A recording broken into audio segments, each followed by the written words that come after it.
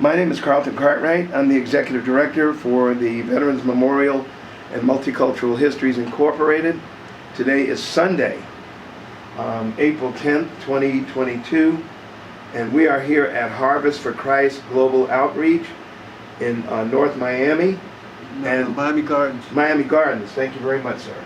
And sir, what is your name? Andrew L. Brown. Okay, Mr. Brown, and how old are you? I'm 73 years old. Okay, and where were you born? Miami, Florida. Okay. And what city do you live in now? I live in Miami. The city of Miami. Okay, fine. Okay. What branch of the service were you in? United States Army. Okay, and what were you doing at the time? What were you doing before you went into the service? I had graduated from a university. What university? Florida Atlantic University. Okay, okay. All right, and what did you major in? Teaching. Okay, what subject area? Elementary. Okay. Oh, elementary school? Yes. So I guess I take it for, what year was that? 1971. And what were you, I'm just trying to understand the subject areas, or were you teaching all academics? No. I graduated from Florida Atlantic University in December of 1971, which is the middle of an academic school year. January of 1972, I was hired with Miami-Dade Public School System in the middle of the school year. So the only positions that was available was substitute teaching. So I took that position up until the summer of 1972. In the summer of 1972, I was drafted in the United States Army from 1972 through 1974. So after I completed my tour of duty in 1974, I was given back the position substitute teaching. So I worked in that position 19 years in Miami-Dade Public School System. Okay, all right. So, okay, what year did you start? 72? Yes. And when did you stop? I stopped substitute teaching in, this was, well, the last years of my teacher's license was,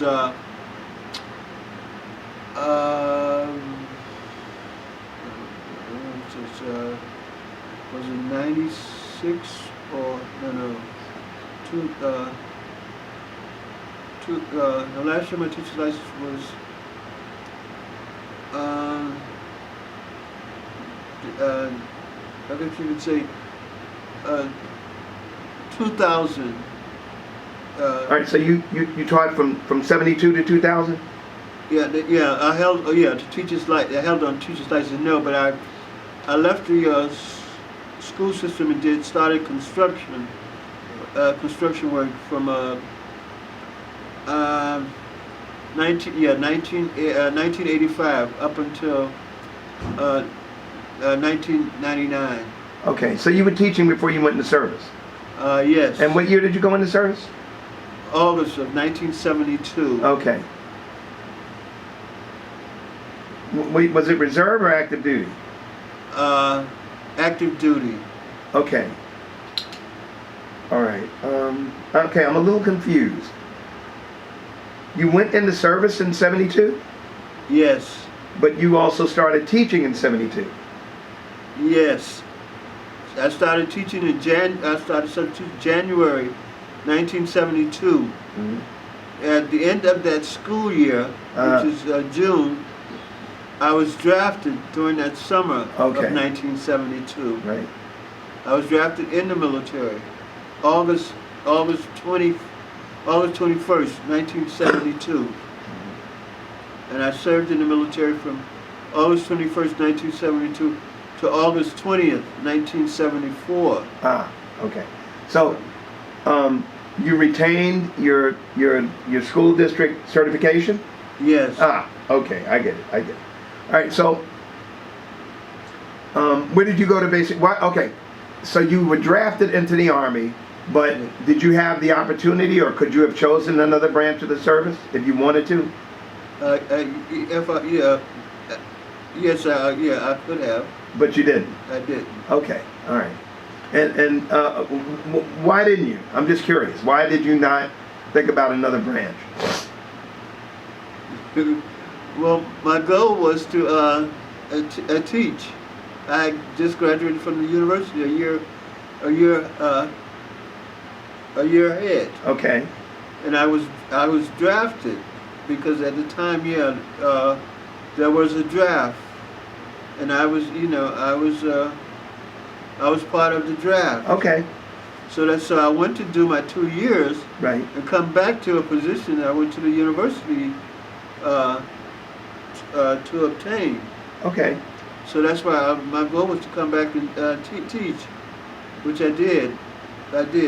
Okay. We'll get to that. We will talk about your career after the military. Okay. Okay. Thank you. So where was basic training?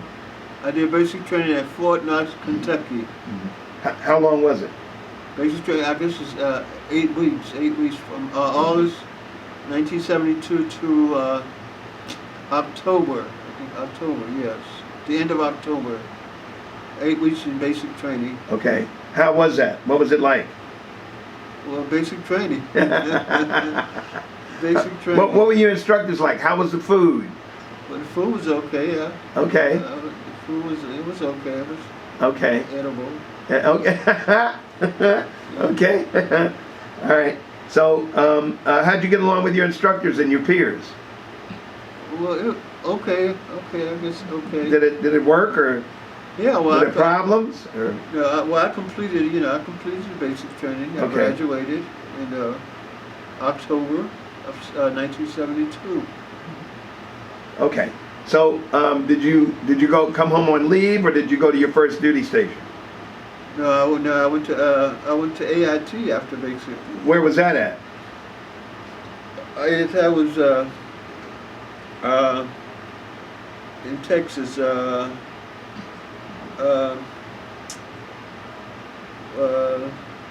Medical. I went to medical school, and that was what this was my last duty station.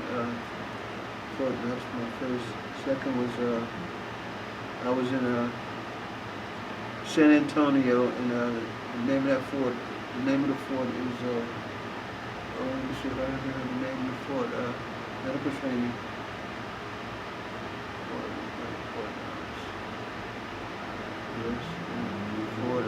Fort Sam Houston. Okay. Fort Sam Houston. How long was that AIT training? Can you remember? 8 weeks also. Okay. And how was that? How were the instructors? How was the food? The food was okay. In basic training and through tech school AIT, anybody get hurt? Any casualties that you know of? That you remember? No one. Everybody was good? Yes. Okay, cool. All right, so okay, so you got through basic training, you got through tech school. So where was your first duty station? Fort Bliss, Texas. Before you went to Fort Bliss, did you come home on leave? No. No. Okay. All right. So. Yes, I did. Oh, you did? Well, I was in AIT for the holiday. Yeah, I came home for Christmas of 1972. Okay. All right. So tell us about Fort Bliss. What did that entail? What was your? I know your AIT was about medical service, correct? Yes. And so what did you do there? What? Did you work in a hospital? Yes, I was assigned to William Beaumont Army Hospital in Fort Bliss, Texas. Okay. And tell us about your job. I was assigned to a medical clinic number 2 at Fort Bliss. Okay, so this was during the Vietnam era, correct? Yes. So did you see or come in contact with casualties, people who had been injured in the Asian theater? No. No? Not that I know of. Not that you know of, okay. But you did provide, I guess, services, assistance to doctors or nurses who were caring for patients? Yes. There was a doctor at medical clinic number 2. Uh-huh. And so, did you see a lot of people who were affected by the Vietnam War? Not that I know of. Okay, all right, okay. All right. So how long were you at Fort Sam Houston? No. 8 weeks for medical training. Right. And so then where's the duty station, the first duty station again? I'm sorry. Fort Bliss, Texas. Texas, okay. So how long were you at Fort Bliss? Until the end of my duty, from January 1973. Uh-huh. The end of January 1973 to August 20th, 1974. Okay. All right. Did you get on the bomb, huh? Go TDY? No. Did you go out on maneuvers? Yes. Also, I went to worked at several of the other medical clinic. One for about a month, and also White Plains Missile Range in Albuquerque, New Mexico. Oh, okay. So you did travel some, huh? Yes. And where was the other place besides New Mexico? White Plains Missile Range. That's where we had a clinic there. What state is that in? New Mexico. Oh, both of them? Yeah, White Plains is in New Mexico. The closest city is Albuquerque. Okay. Oh, okay.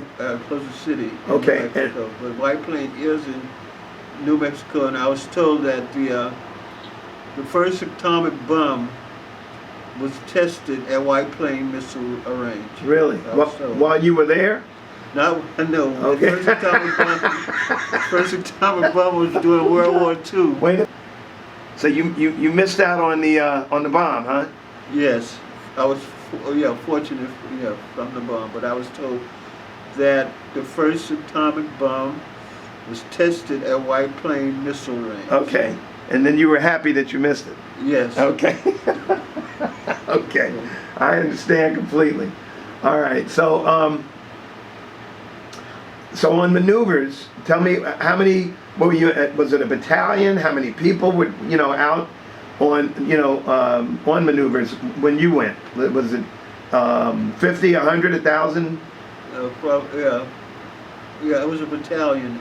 A couple of times I went out to the missile range. Okay. Provided medical. We had medical ambulance every time they went out for I guess training. Right. It was a battalion, I guess a battalion, so you can say probably 100. Did people get hurt? No one never got injured. Nobody ever got injured. Okay, nice. We were the ambulance there in case in case of injuries. Right. Came about. But during the times I went out there with the ambulance from the medical corps, there was no injuries. No injuries. Okay. All right. So besides New Mexico, did you get to travel anywhere else? No, on my own. I did. Where'd you go on your own? I went to California. Where?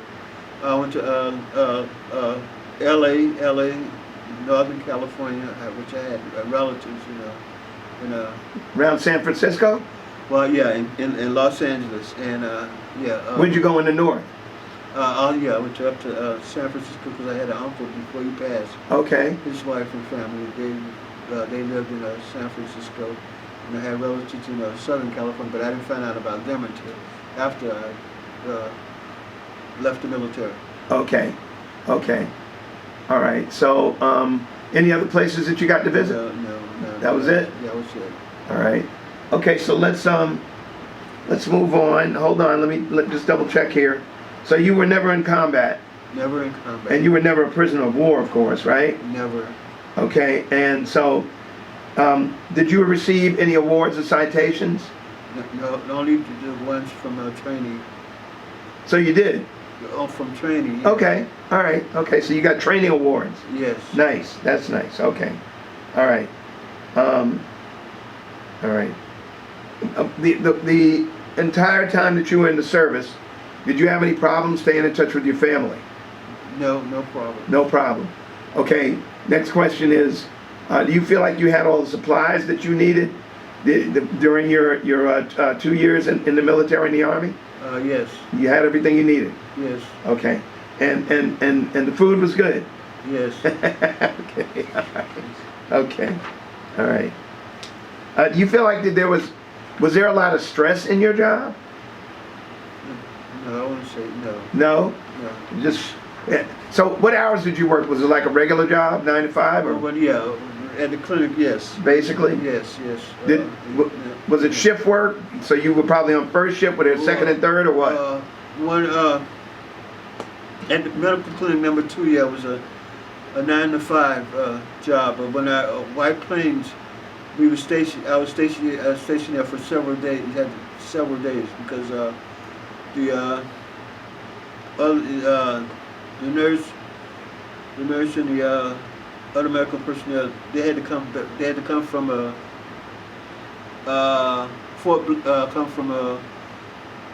William Beaumont Army Hospital residential area to White Plains, and they the nurse and the other medical person, they came 9 to 5, but we had to have someone at the clinic, 24/7 in case of an injury or an emergency with the Corps. Right. The Corps, the Army Corps that was there, stationed there. So times when I went there, I was a medical person there. I had to stay overnight and I was stationed there. If I'm stationed there 2 or 3 days, I would get the same amount of time off, because that's when I was able to go out to California. Well, when the time I stayed, several days at White Plains, the clinic at White Plains,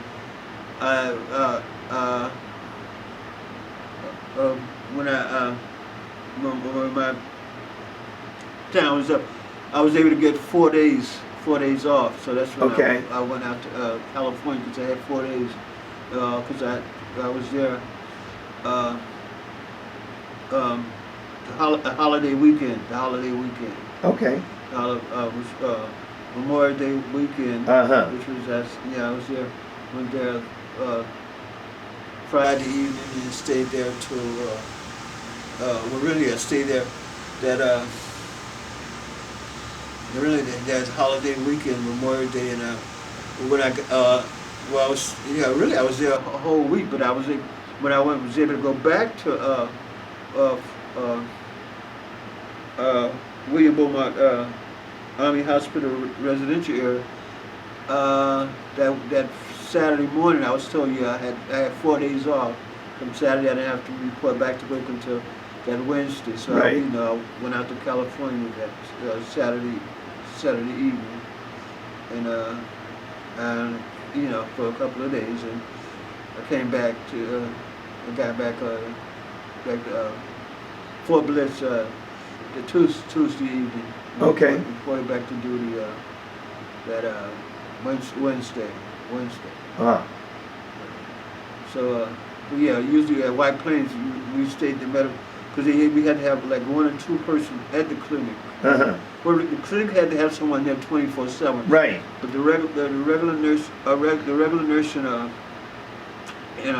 medical personnel, they came from 9 to 5 every Monday through Friday. But then there was a medical, a medical corps person there that weekend. 24 Saturday and Sunday. Overnight. Someone was, 1 or 2 medical personnel was there. Saturday, Sunday, that up until Monday when the nurse came back to the clinic Monday through Friday. Let me ask you another question. Do you feel like during your 2 years in the Army at that time, you feel like you experienced any or witnessed any racial discrimination? Yes. Really? Yes. In what vein? Well,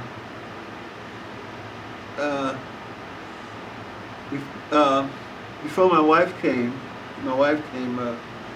there, came to my last duty station in '73. Yeah, yeah. A year after I was in '73, and it's just that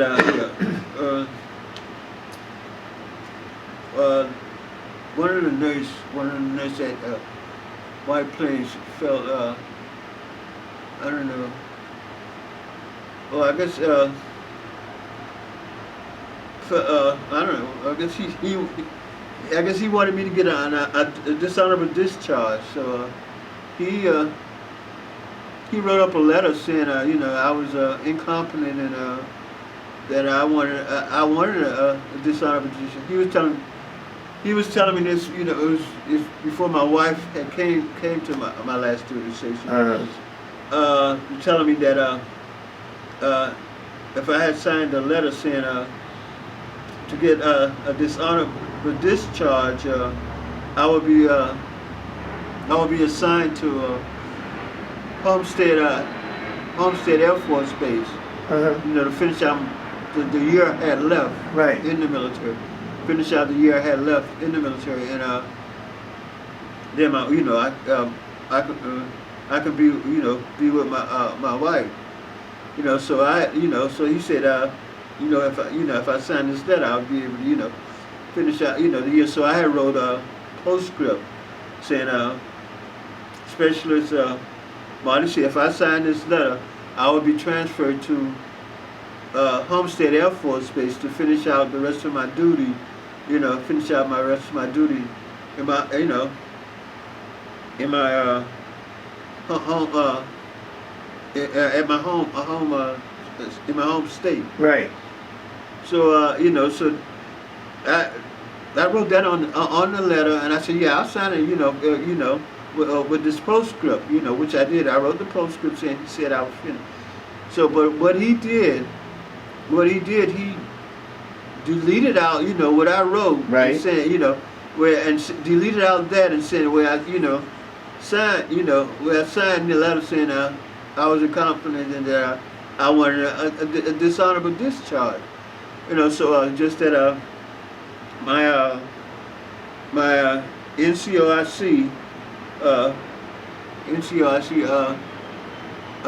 non-commissioned officer in charge of the medical clinic number 2 was African American. Okay. And all the rest of the personnel were white. Right. So it just happened. When my wife had came in August of she came in August '73. Came, so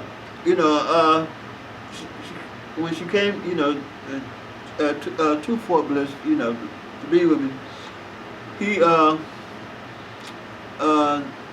they sent the letter to the NCRC of Medical Clinic number 1, which was white, because I was sent there.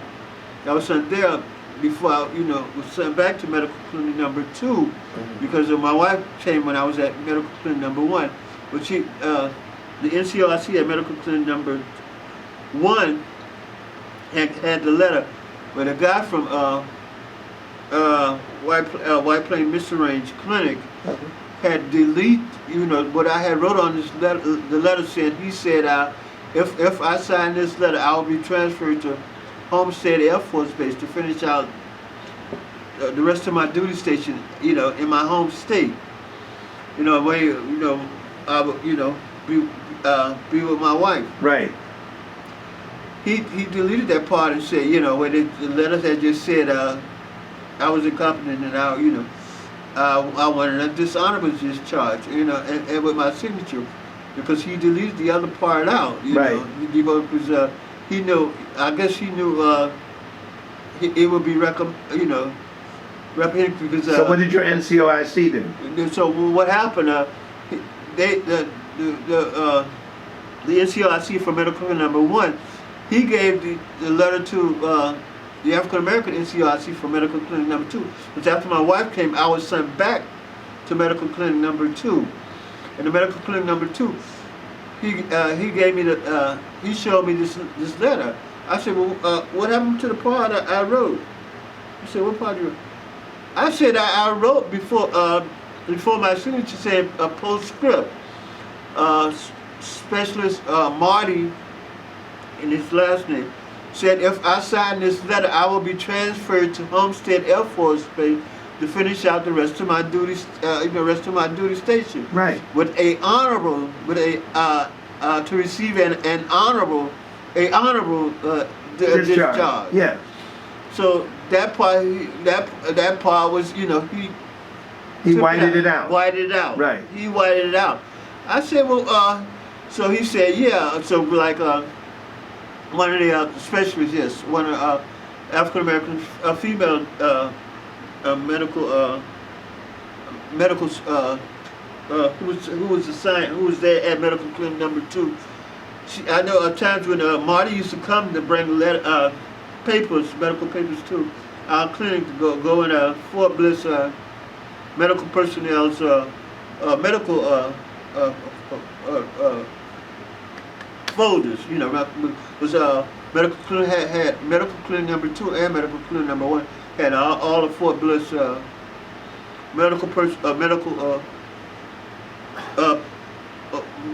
military personnel's medical it was folders at the time. Folders. I guess they got everything now in the computer. Right. Everything. Yeah. Hard copy. Computer. So yes. So I know times when he used to come, bring medical papers for the, for the Fort Bliss military personnel's medical folders, the medical papers go in the folders. Him and specialist Barbara used to look at each other's houses. So Barbara knew of things he had done with African Americans, right, personnel. But she was still, she was still there because she at medical clinic number 2. She said, "Well, this is what I was trying to tell you, about him, Okay. So it just happened I guess my NCOIC numbers at medical clinic number 2. I guess he had let them know I was going to stay right in the military up until the end of my duty to get an honorable discharge, right, which had happened. So the NCOIC fixed it for you? That letter was never signed up to higher personnel. He held that, but I told him, I said, Martin, took out what I had wrote before where it say my name, and for me, the way I signed, he deleted, deleted that part. Got it. So I said, I guess that's what you call pure racism. I guess. Well, it sure was. Yeah. So he was trying to get me to get a dishonorable discharge. Right. Were there any other incidences like this? That just that one? No. I mean, that was enough. Yeah. That was more than enough. Yeah, it was. Well, my 2 years of experience, I won't say was pleasant, but it's just that from what I'm getting now, where I became legally blind when I got close to my retirement age, and I was able to get a non-service connected disability pension. Oh, good. And, at the beginning of the millennium. Congratulations. So I say, well, by becoming legally blind, all my, our treatment was done at VA hospital.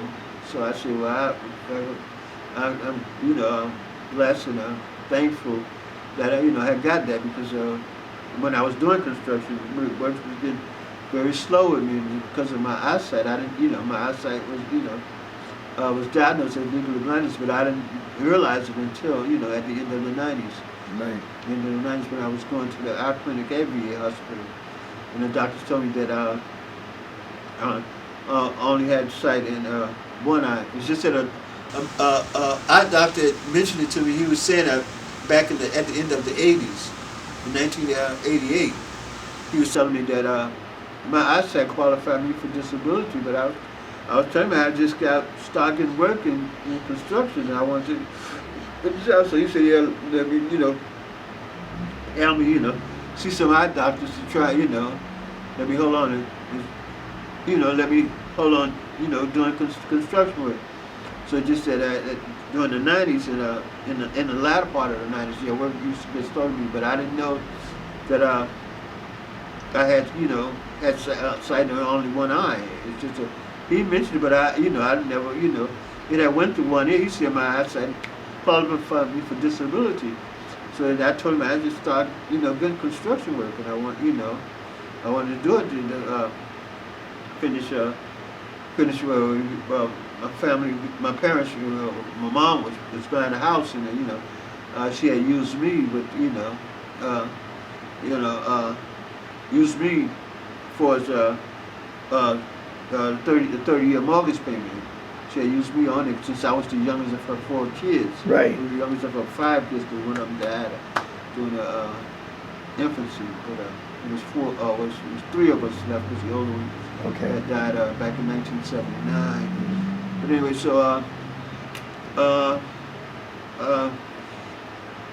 and so when the doctor told me that, so I told him, I just started working construction now. I wanted to continue, because I knew that I was getting money to help my mom, making her mortgage payment every month. Right. And so, but it just said at close to the end of the 90s, it's just that I didn't find out that I was seeing out of one eye until the latter part of, I think it was in 95 or 96. It's just that I was awarded the non-service connected disability pension in 98. Right. Summer of 98. So what did you do when you got out of the service?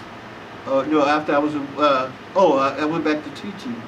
I went to the school system. Here in Florida? Yes. Okay, and you did that for how many years? 19 years. 19 years. Yeah. Okay, so you got a pension from that too, right? No. Well, my Social Security. That's they didn't take out any other. I don't think I was a substitute instructor, so the only pension that was taken out was Social Security. Okay. Now construction, yes, I have a pension from construction. How long did you work construction? I did 15 years, but I got my pension. I was vested. 5 of them was vested. Oh yeah. Okay. So I'm getting the pension for the 5 years. Okay. Well, that's good. That's good. Did you ever get married? Do you have any kids? Yeah, I was married. Yeah, I got married before I went into the military. Uh-huh. I got married in 1971. Okay. My wife, we had divorced after my duty station in the military. We divorced, but she passed. When was 8 years ago. Oh, I'm sorry for your loss. She had 2 sons. Uh-huh. 2 sons before. From a previous marriage. Right. Previous marriage. Before she died. 2 sons.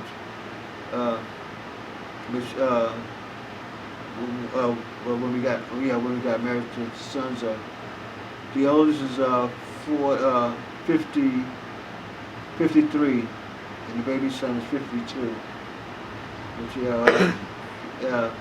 grandkids and great grandkids with the oldest son.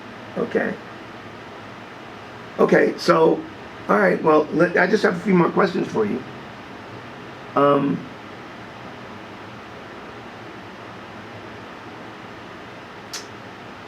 see.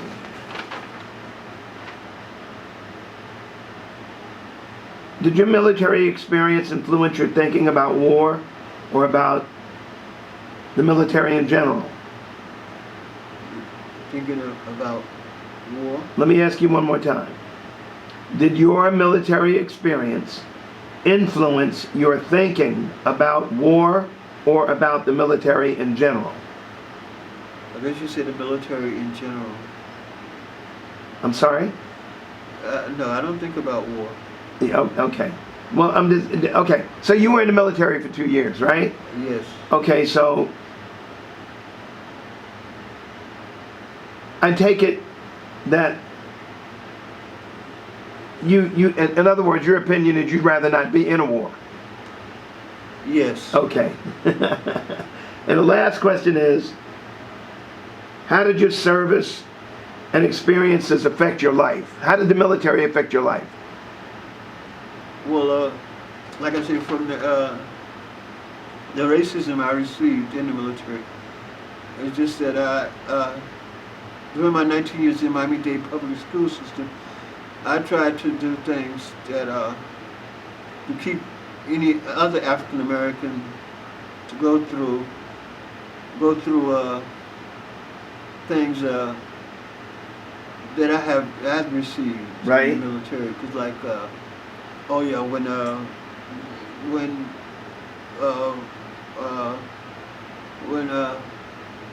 Coretta Scott King, set out to get a holiday in her husband's name. Right.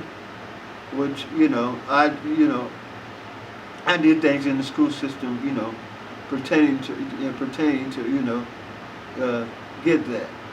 Pertaining to, I did programs where I had the news media to come and cover for that holiday. Okay.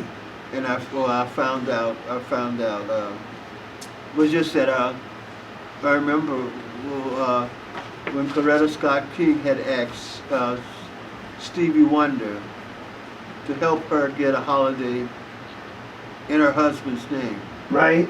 So I thought that would never happen. Okay. It was when she had asked him on 60 Minutes, it was either December of 1972 or January of 1977. I was watching 60 Minutes, and that's when she had asked Stevie Wonder to help her get a holiday in her husband's name. Right. So I had told my parents, I said that would never happen. So it's just that as time progressed, and the time went on, I saw that it became a reality? yes, yeah, the time became. I remember that time frame you're talking about. Yes. So and also later I found out one of my uncles who had fought in World War II. Fought in World War II. After he was in World War II, he became civil service, and he had became civil service with the government. He had worked on government ships that went around the world. The one who was living in California, Right. Before he died, he had worked with government ships that went around the world. So he remember one time one of the ships he worked on. The ship was in Pennsylvania, so he remember his mom had a sister. His mom had a sister, and all of her sister kids went up to northern states, where 7 of his mom and dad kids came here to South Florida, which is my grandmother was the oldest, and she came here. She came here with I think she came here with one of her brothers that came here much in the early 1900s. Well, the majority, yeah. My parents' dad came here in the early 1900s with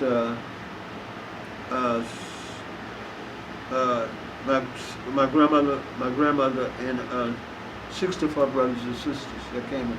But anyway, one of her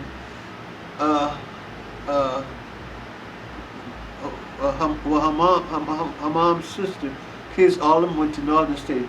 So my uncle, one of the ships he worked on was in Pennsylvania, and he remembered his mom had sisters' kids that went up north. So it just happened he was able to trace down one of his mom's sisters' offspring.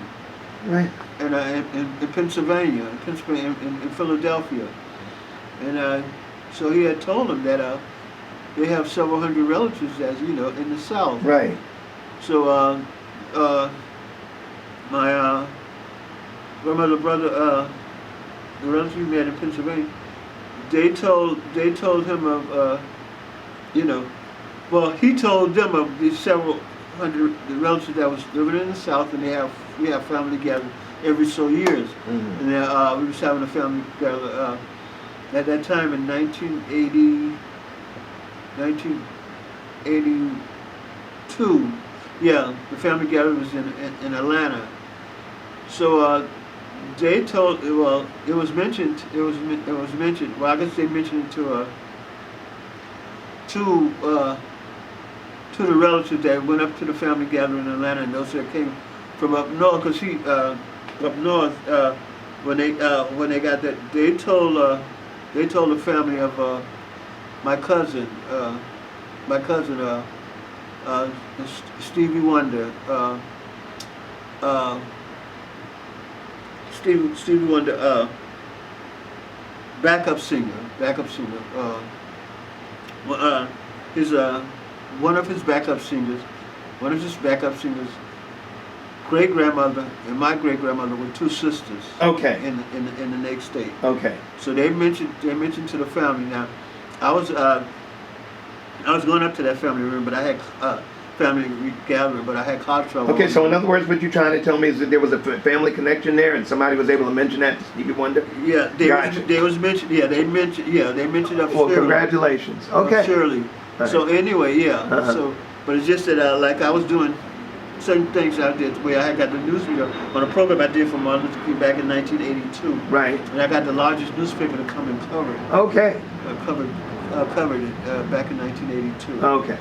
And then at the Juvenile Justice Center, we did a program, and NBC local news had covered it for Martin Luther King in 1973. Mm-hmm. So it just that I knew, what he was living for the betterment of Humanity. Yes, the betterment of humanity for all Americans. Right. Americans. So yes, so in 72. Well, in my program, I had what happened. When I was elected to the board of my teachers association, and one of my Jewish members, she was good friends of one of the school board member, Dr. Michael Kropp, because she was Jewish members on my board, and Dr. Kropp. So I had to ask her, was she acting come to my program, for. And did he come? Well, she had told me. She said, she recommended another school board member, Janet McElhaney. She was an attorney. Her and her husband both were attorneys here in Miami-Dade County, and she was elected to the school board by women's group. The women's group. They had pushed for her getting elected because she was pushed, to help women receive equal treatment in the United States. Right. So she had recommended. She said, my board member, my Jewish board member, she was telling me that Janet would be better because the high school that we was doing the program with, that I was working at. We was going to do the program, but students from the high school and students at the Juvenile Justice Center. So she said, well, Janet, she's a graduate of that high school, so she probably would be better.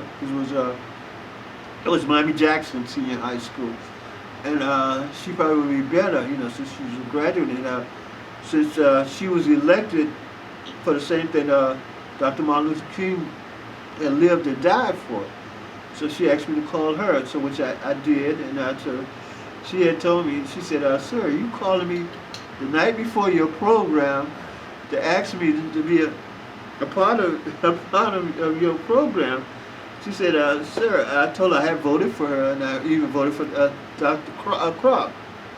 As my teacher association they had endorsed both of them. Right. So she said, well, anyway, I was telling her that I was on the board of my teacher association. So she said, sir, it's just that when candidates run for office and those constituents who help them get elected, they send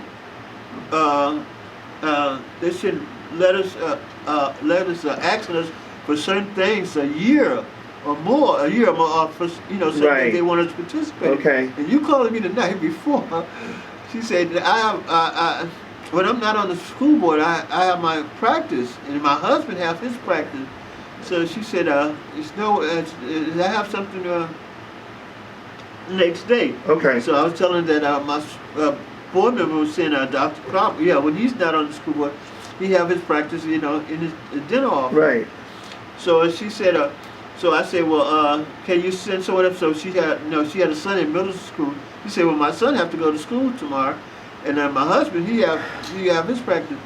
So I said, well, what about your administrative assistant? So she said, yeah, what I'll do, I'll call my administrative assistant in the morning, and and ask her.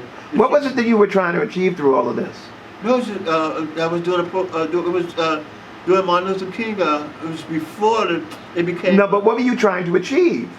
What were you trying working towards the holiday? I'm sorry. Yeah, it was in effect. But the state legislators said, they had signed it in the state back in back in the early '80s. They signed it. Even the governor at the time, I think Martinez. I don't know. Yeah, Martinez. I think he was. That sounds about right. Yeah. So eventually, what happened? You were what was it you were trying to achieve? Help getting the holiday, which Okay. was in the And process. so you had to go through this entire process to make that happen. Well, no, it got helping, No, because all the but states. I'm just trying to cut to the chase here. Okay. So you went through this entire process and you succeeded. I wanted to, try and help, make sure. Okay, you're saying trying to help. Hold on. And keep hopefully, and keep any other African Americans to go through what I went through in the military, the racism. Okay. So that's what. Well, I don't know how you were going to achieve that. No, well, through this. Before Martin Luther King, before the holiday, I say, well, when the holiday became a forefront, a lot of, whites, we realized, what he was set out. Well, anyway, when I talked to Janet McElhaney on the school board, and the things that I had mentioned to her, but what she was saying, I was told that you was elected to help women receive equal treatment. So she said yes. She said yes. I said, well, that's what Martin Luther King. That's what he. And what was her response? How did she respond? So she said yes. She said yes. I knew that. That's what he had lived and died for. Okay, and what resulted? She said, I believe in everything he lived and died for. And that was the first time I heard a white person say that. Okay. All right. She said yes, because her goal was to make, her goal was to help, women receive equal treatment in the, in the U.S. Well, like make sure women's got certain contracts in the school board. Okay, so we need to bring this to closure. I'm sorry, I'm running out of time here. Yes. So you did succeed, right? Yes. Okay, all right, because I'm running out of tape. Yes. Well, it became a holiday. Okay. All right, so your effort was part of the effort that made that happen locally. Yes. Okay, well, congratulations. Thank you. And I want to thank you for a wonderful interview, and I also want to thank you for your service. Thank you. Okay? Yes, sir.